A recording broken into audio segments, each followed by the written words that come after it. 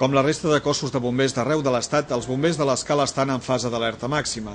La situació meteorològica és d'extrema cruesa, amb temperatures molt altes amb un alt risc d'incendi. El Parc de Bombers escalenc fa les tasques de prevenció a l'Alt Empordà. Sí, portem ja 3 dies que estem amb alerta màxima i els bombers voluntaris de l'Escala tenim el parc obert de les 7 del matí fins a les 9 de la tarda. Llavors, aquí estem fent una funció de cobrir zona. Aquest any, com altres anys, no ens han destinat a anar a pagar, per exemple, a Tarragona, cosa que hi ha parts de voluntaris aquí a prop que hi han hagut d'anar-hi. Però, l'Escala l'han reservat per cobrir la zona aquesta més aviat del que és l'Empordà. Per evitar riscos cal prevenir qualsevol situació que pugui degenerar en un incendi, mantenir les parcel·les netes, tant les rurals com les urbanes, i seguir els consells bàsics pot evitar desgràcies.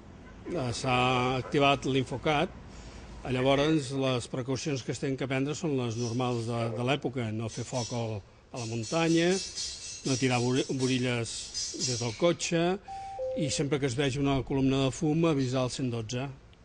Sobre els propietaris de parcel·les forestals, l'important és tenir-los netes. Vull dir, el sotabosc, tenir-ho tot net, perquè llavors en cas de foc, vull dir, el foc no corre tan de pressa i és més fàcil d'apagar-lo.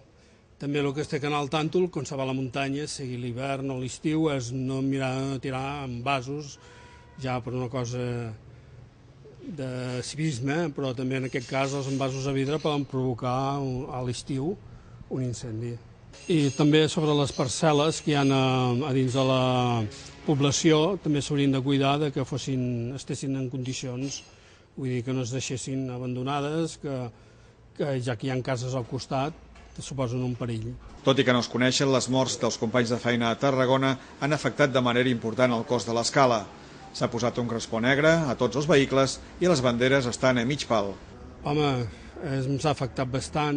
Els voluntaris de l'Escala hem enviat un correu de condol a les famílies.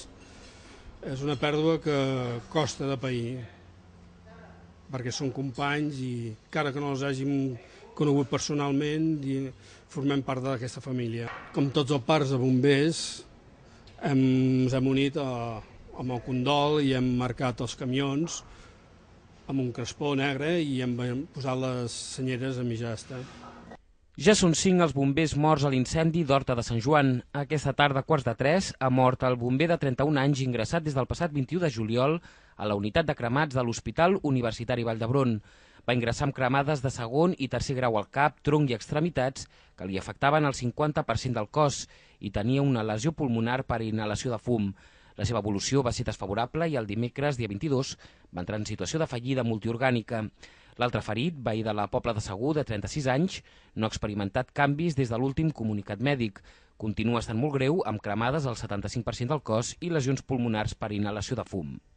Paral·lelament, el dolor ha estat el gran protagonista al municipi de Palau d'Anglesola, al Pla d'Urgell, on 1.500 persones, entre familiars, veïns, bombers i una trentena d'autoritats, han assistit a la missa de l'enterrament del bomber Ramon Espinet, un dels bombers morts a Horta de Sant Joan.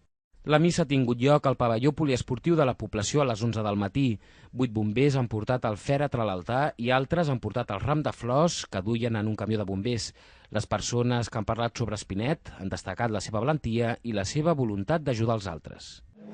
Vaig tindre una conversa no fa massa temps amb ell i la veritat és que he descobert que va trobar aquesta cosa i aquesta cosa per ell era ajudar els altres. Dels altres bombers morts, 2 van ser enterrats ahir a la Pobla de Segur i al Matret i el tercer va ser incinerat.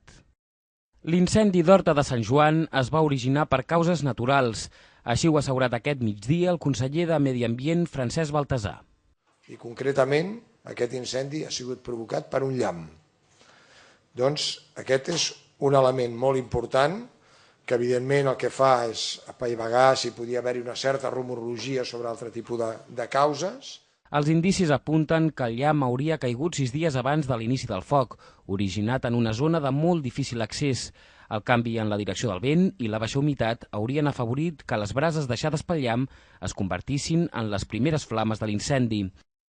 Un incendi que aquest matí per fi s'ha donat ja per controlat. Enrere queden, doncs, 5 dies de lluita contra el foc, prop de 1.200 hectàrees cremades i, el que és més greu, 5 bombers morts i un de greument ferit. El fet que tot ahir no hi hagués un vent important, a més a la nit al baixar l'humitat i l'actuació constant de tirar aigua per mitjans aeris i per mitjans terrestres ha fet que puguem dir que el foc està controlat. Malgrat estar controlat, els equips d'extinció no baixen la guàrdia. 70 dotacions terrestres i 7 mitjans aeris dels bombers continuaran treballant al Parc Natural dels Ports davant l'amenaça d'alguna fumarada. Amb l'incendi controlat, ara arriba el moment d'avaluar els danys, concretar les pèrdues econòmiques i l'afectació en la fauna.